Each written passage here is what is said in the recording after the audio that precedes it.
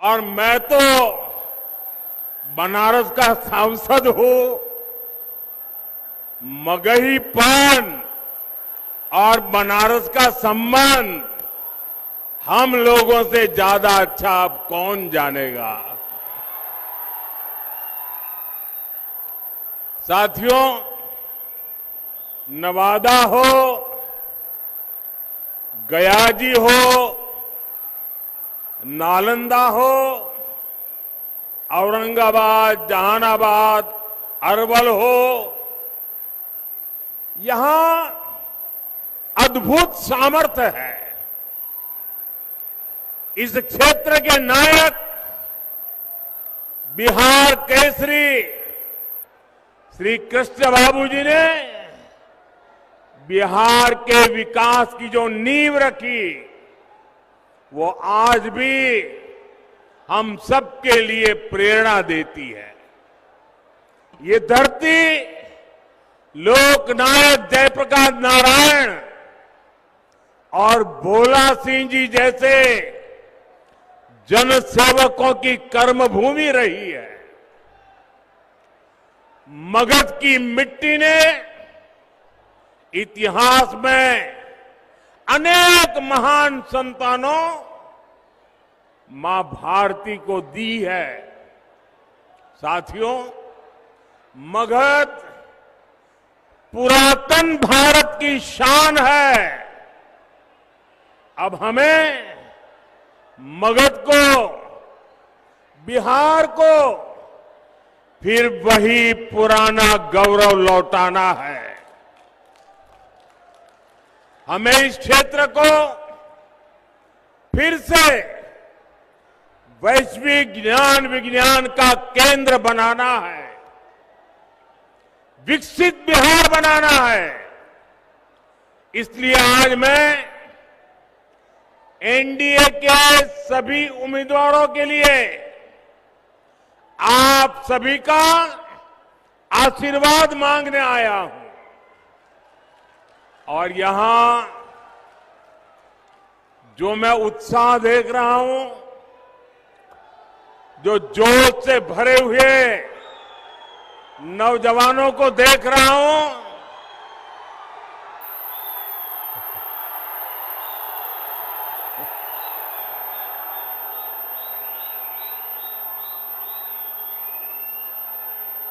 उसका एक ही संदेश है, फिर एक बार एनडीए सरकार, फिर एक बार, फिर एक बार, फिर एक बार, फिर एक बार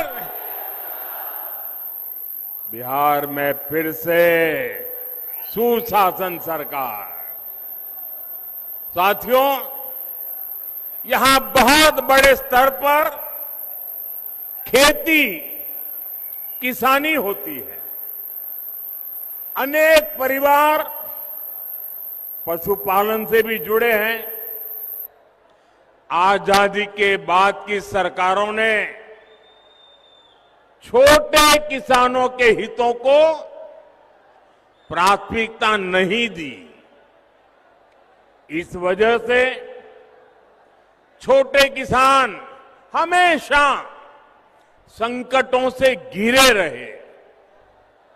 लेकिन ये मोदी है,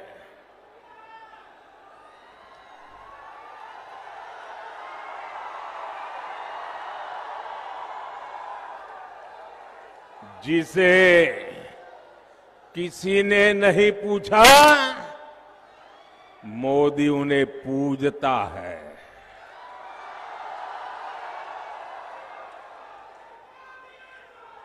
साथियों, बीते 11 वर्षों में हमारी सरकार छोटे किसानों को कृषि नीति के केंद्र में लाई है। आजाद भारत में पहली बार ऐसा हुआ है, छोटे किसानों के लिए बैंक के दरवाजे तक बंद थे। मोदी ने छोटे किसानों के बैंक खाते खुलवाए। आज किसान के उसी बैंक खाते में पीएम किसान सम्मान निधि का पैसा जमा होता है। यहां बिहार के किसानों करीब 30,000 करोड़ रुपए मिल चुके हैं। ये मैं आंकड़ा सिर्फ बिहार के किसानों का बताता हूं। और इतना ही नहीं, हमारे नवादा जिले का भी आंकड़ा हम सबका गौरव बढ़ाने वाला है। यहां के 2 लाख किसानों के खाते में 650 करोड़ रुपए जमा हो चुके हैं।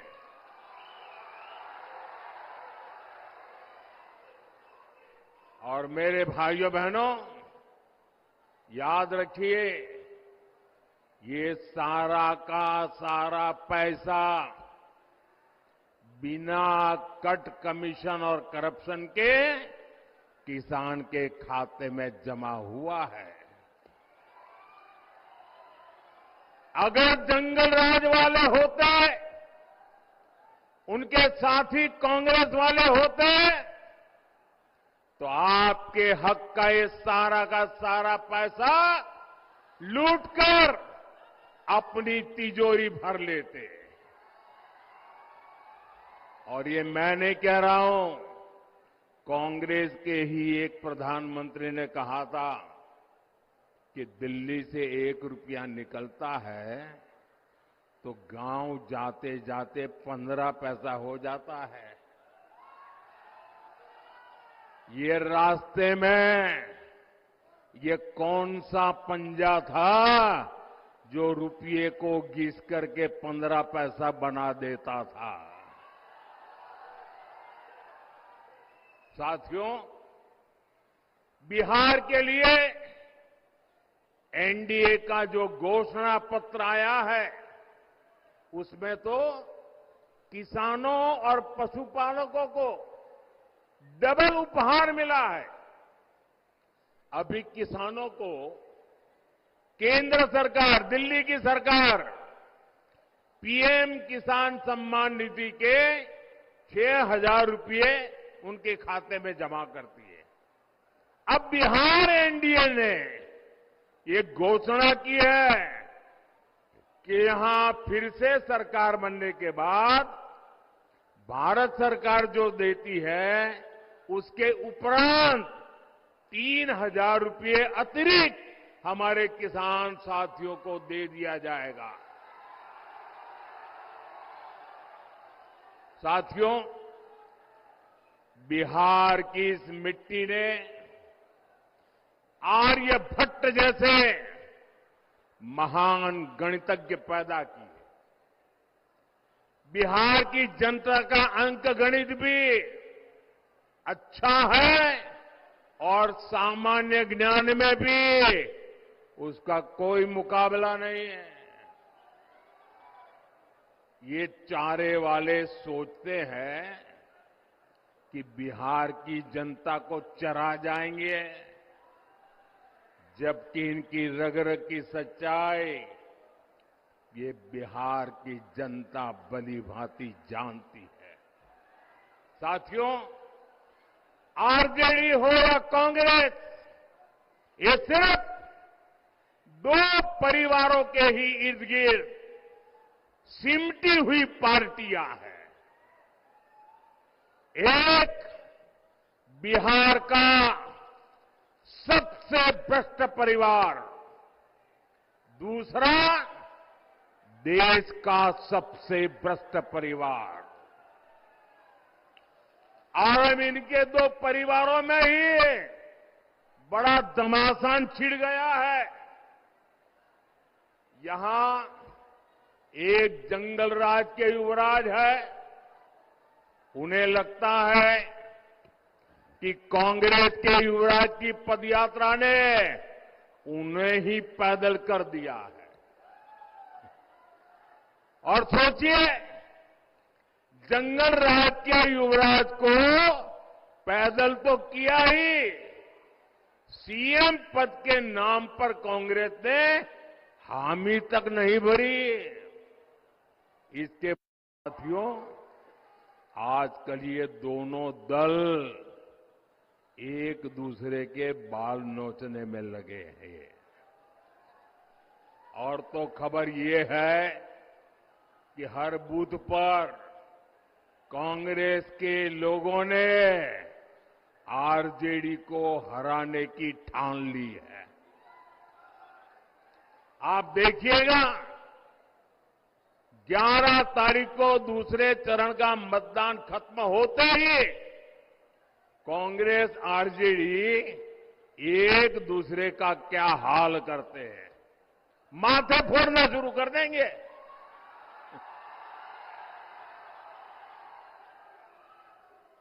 साथियों, बिहार का तेज विकास एकजुट एनडीए ही कर सकता है।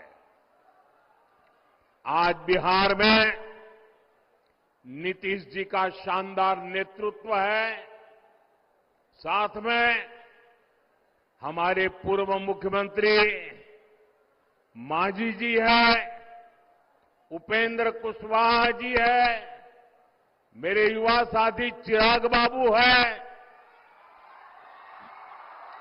दिलीप जायसवाल जी है, सम्राट चौधरी है, विजय सिन्हा है।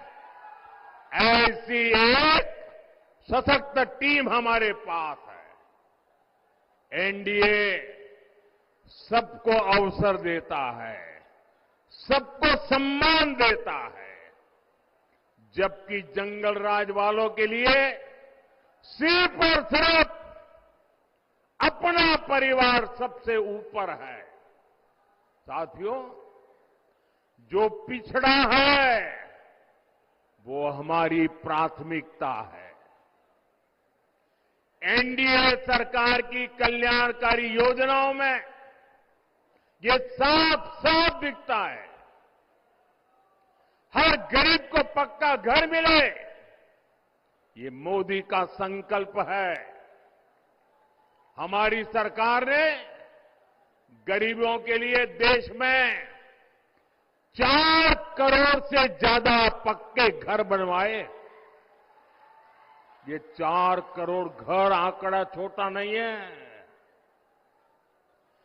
यहां बिहार के भी 60 लाख परिवारों को पक्के घर मिले। ये घर किसको मिले हैं? इन घरों के लाभार्थी गरीब, दलित, महादलित, पिछड़े, अति पिछड़े परिवार के ही लोग हैं। साथियों, नल से जल हो, गैस कनेक्शन हो, शौचालय हो, बिजली कनेक्शन हो, इसका सबसे बड़ा लाभार्थी भी वंचित समाज ही है। एनडीए सरकार मुफ्त अनाज और मुफ्त इलाज की भी सुविधा दे रही है, ताकि गरीब की, वंचित की चिंता कम हो। साथियों, यही तो सामाजिक न्याय की सच्ची परिभाषा है। और ये परिभाषा बिहार ने देश को दी थी, लेकिन इन भ्रष्ट परिवारों ने अपने स्वार्थ के लिए ही इसका उपयोग किया। मैं बिहार एनडीए की टीम को बधाई दूंगा कि आपने सच्चे सामाजिक न्याय के संकल्प को लगातार मजबूती दी है। भाइयों और बहनों, मगध की इस धरती ने हर उतार चढ़ाव देखे हैं। मैं यहां के सभी नौजवान साथियों को बहुत सतर्क रहने के लिए कहूंगा।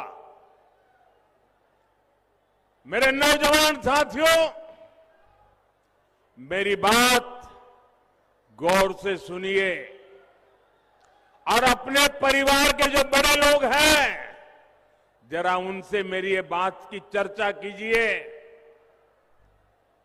आप सोचिए, जब आपके दादा दादी, आपके नाना नानी ने श्री कृष्ण बाबूजी का दौर देखा था, उस दौरान बिहार नई उम्मीदों, नए भविष्य की तरफ आगे बढ़ रहा था। शिक्षण संस्थान बन रहे थे, छोटी बड़ी मिलें, फैक्ट्रियां लग रही थी, लेकिन अगली पीढ़ी यानी आपके दादा दादी, नाना नानी के बाद वाली पीढ़ी, मतलब कि आपके माता पिता, वो वाली पीढ़ी, और जब आपके माता पिता वाली पीढ़ी उनके जिम्मेवारी का समय आया, तो जो आपके दादा दादी, नाना नानी ने जो देखा था, वो सारे सपने आपके माता पिता के आते आते चूर चूर हो गए, क्योंकि तब बिहार में जंगल राज ने पैर रख दिए थे।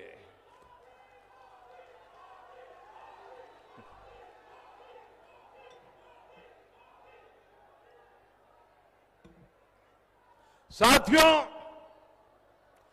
आरजेडी के जंगल राज की एक ही पहचान थी, और जैसा ही मैं बोलूंगा, आप हर एक को लगेगा कि आपका मोदी सच बता रहा है। उनकी एक ही पहचान थी, कट्टा, क्रूरता, कटुता, कुसंस्कार, कुशासन और करप्शन। ये था कि नहीं था भाई? यही उनकी पहचान थी कि नहीं थी? हर गली मोहल्ले में कट्टा चलता था कि नहीं चलता था? आए दिन कट्टे का खेल होता था कि नहीं होता था? जंगल राज की निशानियों ने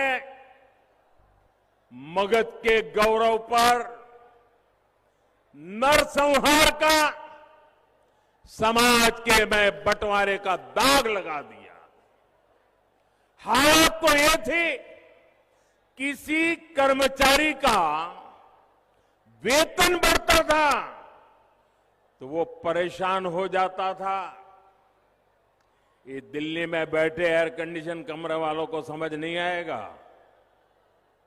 अगर बिहार में किसी का वेतन बढ़ता था तो वो परेशान हो जाता था। क्यों? क्योंकि ज्यादा वेतन का मतलब था आरजेडी को ज्यादा रंगदारी देना। उस दौर में स्कूल वीरान हो गए, क्योंकि अध्यापकों के, उनके परिवारों के अपहरण होने लगे। माताएं बहनें जब तक रात शाम को ऑफिस का, स्कूल का समय पूरा होने के बाद वो दरवाजे के बाहर टिकट की नजर से देख रही थी, इंतजार करती थी कि मेरा बेटा बेटी सुखरूप शाम को घर लौट आए।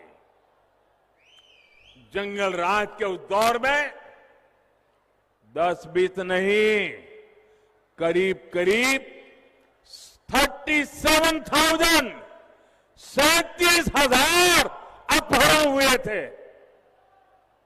साथियों, नीतीश जी ने बहुत मुश्किल से बिहार को उस दौर से बाहर निकाला। अब बताइए साथियों, क्या आप, मैं नौजवानों आपसे पूछता हूं, मैं माताओं बहनों से पूछता हूं, आप मुझे बताइए, क्या जंगल राज को फिर से बिहार में लौटने देंगे? क्या जंगल राज को बिहार में आने देंगे? क्या आप कट्टा, दूनाली और रंगदारी के उस दौर को फिर से लौटने देंगे? साथियों, बिहार के लोगों ने दशकों तक जंगल राज के साथ ही नक्सली हिंसा का डबल अटैक सहा है। जब आपने 2005 में नीतीश जी की सरकार बनाई तो पक्का कर दिया था कि बिहार को जंगल राज से मुक्ति मिलेगी। और फिर जब आपने 2014 में मोदी को सेवा का मौका दिया तो ये पक्का कर दिया था कि बिहार को नक्सलवाद, माओवादी आतंक से भी मुक्ति मिलकर रहेगी। और हमने बिहार को माओवादी आतंक से मुक्त कराने के लिए दिन रात एक कर दिया। आजकल आप देख रहे हैं सैकड़ों की संख्या में नक्सली लोग हिंसा का रास्ता छोड़ रहे हैं। देश का संविधान जीत रहा है, शांति प्रिय देश जीत रहा है। और शहरों में बैठे हुए ये जो अर्बन नक्सल है ना, वो उनकी रातों की नींद खराब हो गई है, क्योंकि वे भी अब ये आतंकियों का, कभी माओवादी आतंक जो हाथ में हथियार लेके चलते थे, जब आज उनके हाथ में संविधान देखते हैं तो ये अर्बन नक्सलों की नींद उड़ जाती है। साथियों, मैं बिहार के युवाओं से, मेरी बहन बेटियों से कहूंगा, आपकी जिम्मेदारी बहुत बड़ी है। आप आरजेडी के लोगों का चुनाव प्रचार देखिए, पूत के पांव पालने में ही दिख रहे हैं। ये आरजेडी वाले अभी कैसी कैसी धमकियां दे रहे हैं चुनाव के मैदान में। रंगदारी के रंग से, माओवादी आतंक के लाल रंग से,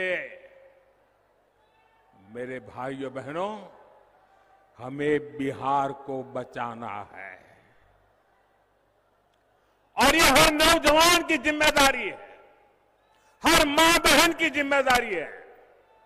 साथियों, विकसित बिहार, विकसित भारत, ये हमारी प्राथमिकता है। एनडीए के सुशासन का फायदा आप हर तरफ अनुभव कर रहे हैं। 2005 से पहले बिहार में बिजली का भी हाल बेहाल था। बिजली के तार तो लगे थे, लेकिन लोग सोचते थे कि ये तो कपड़े सुखाने के लिए रस्सी लगी हुई है और बिहार में लोग ये बिजली के तार पर कपड़े सुखाते थे, वो हाल बना था। ये हमारी सरकार है जिसने बिहार के गांव-गांव में बिजली पहुंचाने का इंतजाम किया। मैं आप लोगों से एक आग्रह करूंगा, आप में से जितने लोगों के पास मोबाइल है, जरा मोबाइल फोन निकालिए और अपने मोबाइल फोन की जरा लाइट चालू कीजिए, लाइट ऑन कीजिए। सबके सब लोग अपने मोबाइल फोन की लाइट ऑन कीजिए। सब लोग, यहां सब लोग, आप मुझे बताइए भैया, जब आपकी हथेली में इतनी तेज रोशनी है तो लालटेन की जरूरत है क्या? लालटेन की जरूरत है क्या? ये रोशनी है कि नहीं है? आपकी हथेली में है कि नहीं है? आपका भाग्य आपकी हथेली में है कि नहीं है? साथियों, छठ पूजा के समय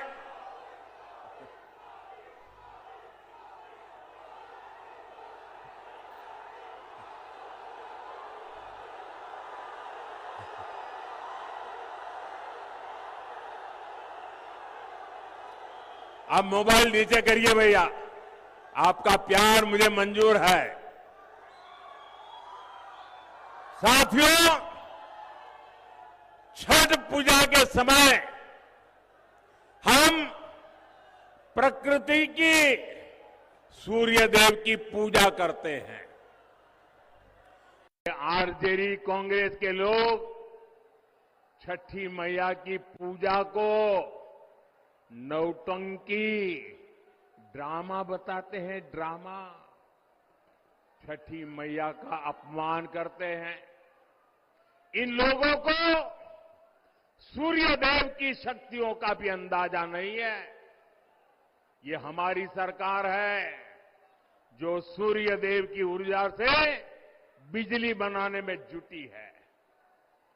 नवादा जिले में ही बिहार का सबसे बड़ा तैरता हुआ बिजली घर बनकर के तैयार है।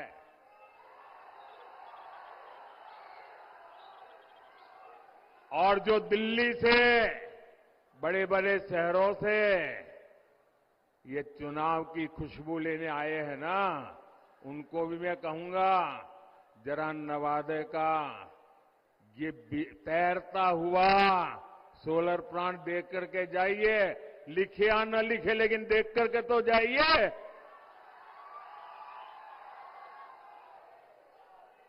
हम बिहार में पीएम सूर्यघर मुफ्त बिजली योजना का भी विस्तार करने में जुटे हैं। इसके तहत हर लाभार्थी परिवार को छत पर सोलर प्लांट लगाने के लिए 75 से 80 हजार रुपये सरकार दे रही है। एक एक परिवार को 75,000 to 80,000 रुपीज हर परिवार को दिया जाता है।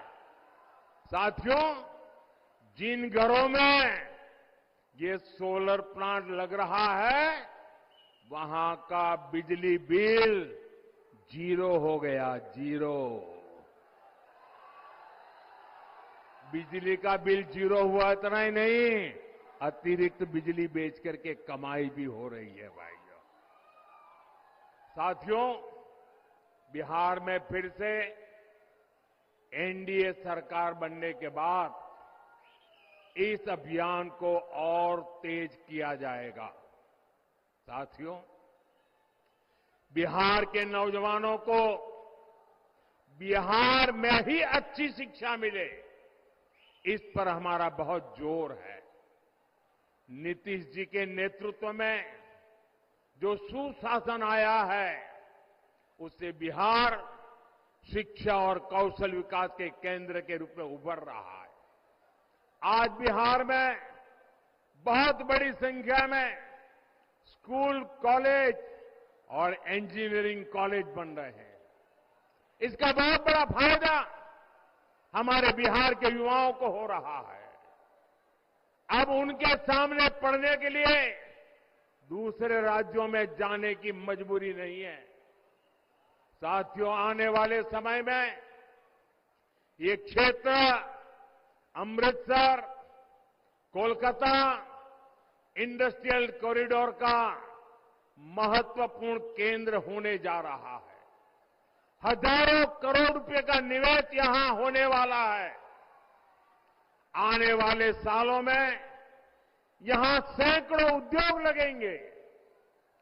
बिहार का नौजवान, मेरे नौजवान साथियों, ये मोदी की गारंटी है, लिख लीजिए।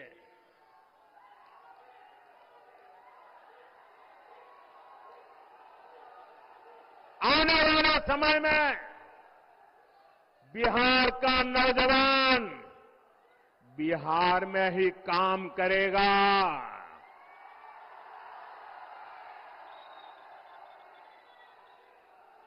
बिहार का नौजवान बिहार में ही काम करेगा, बिहार का नाम करेगा।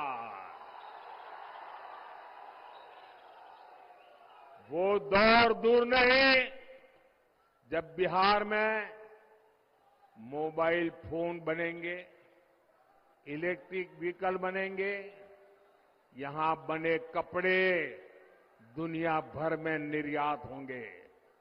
साथियों, मैं जब भी बिहार की धरती पर आता हूं तो सबसे ज्यादा यहां ऊर्जा, सबसे ज्यादा उत्साही हमारी बहनों बेटियों को देखने को मिलता है। आप बहनों की विशाल उपस्थिति बताती है कि अब बिहार की महिलाएं प्रगति की सच्ची शक्ति बन चुकी है। कोई जीविका दीदी बनकर गांव की अर्थव्यवस्था में योगदान दे रही है, कोई लखपति दीदी बनकर आत्मनिर्भरता की मिसाल जगा रही है, कोई कृषि सखी, कोई बैंक सखी या नमो ड्रोन दीदी बनकर विकसित बिहार की कहानी लिख रही है। साथियों, मुख्यमंत्री महिला रोजगार योजना की चर्चा पूरे देश में हो रही है। अभी तक बिहार की 1,30,00,000 बहनों के खाते में 10-10 हजार रुपया पहुंच चुका है। 1,30,00,000 बहनों के खाते में एनडीए के घोषणा पत्र में इसको लेकर भी बहुत बड़ी घोषणा की गई है। मैं आप सभी बहनों को भरोसा देता हूं, मैं बिहार की सभी माताओं बहनों को, महिलाओं को भरोसा देता हूं, हमारी सरकार कदम कदम पर आपके साथ खड़ी रहेगी। साथियों, बिहार के पास संस्कृति की विरासत की भी बहुत बड़ी शक्ति है। ये क्षेत्र जैन परंपरा, बौद्ध परंपरा के लिए जाना जाता है। ये माता जानकी और लव कुश की धरती है। हम रामायण सर्किट के तहत तीर्थों का विकास कर रहे हैं, हम बौद्ध सर्किट के निर्माण पर निवेश कर रहे हैं। हमारा प्रयास यही है कि बिहार में ज्यादा से ज्यादा तीर्थयात्री आए, विदेशी पर्यटक आए। साथियों, पर्यटन के साथ साथ खेल भी रोजगार का एक बहुत बड़ा माध्यम है। बिहार देश में खेलों का एक बड़ा केंद्र बनता जा रहा है। बीते सालों में बिहार इंटरनेशनल स्पोर्ट्स मैप पे आया है। राजगीर में भी शानदार स्टेडियम बन चुका है। अब स्पोर्ट्स में भी बिहार के बेटे बेटी तिरंगे की शान बढ़ाएंगे। साथियों, 6 नवंबर के लिए अब कुछ ही समय शेष है। इस बार हमने देखा है छठ महापर्व के लिए पहले से कहीं ज्यादा साथी अपने गांव आए हैं। मैं उनसे आग्रह करूंगा, क्योंकि लोकतंत्र में मतदान करना ये हमारा अधिकार भी है, हमारी जिम्मेदारी भी है। और इसलिए जो लोग बिहार आए हुए हैं और जिनका यहां की मतदाता सूची में नाम है, उन्होंने अपने इस अधिकार का पूरा उपयोग करना चाहिए। मतदान किए बिना वापस नहीं जाना चाहिए। मतदान करके ही अपने क्षेत्र में जाए। साथियों, विकसित बिहार के लिए आपका एक एक वोट बहुत जरूरी है। साथियों, आप इतनी विशाल संख्या में जो उम्मीदवार हैं, उनसे मेरी प्रार्थना है जरा आगे आ जाइए। सभी उम्मीदवार यहां खड़े हो जाइए कतार में। हाँ, खड़े हो जाइए। सब खड़े हो जाइए। हाँ, मैं आपको मिलना चाहता हूं। जरा थोड़ा पीछे हट जाइए, मैं आपको मिलकर के जाऊंगा। इतनी विशाल संख्या में हमारे साथियों को आशीर्वाद देने के लिए आप पहुंचे हैं, आपके आशीर्वाद इन सबको मिले, वे हमारे प्रतिनिधि बने और विकसित बिहार का सपना पूरा करे। दोनों मुट्ठी बंद करके मेरे साथ बोलिए, भारत माता की, भारत माता की, भारत माता की, भारत माता की, वंदे वंदे।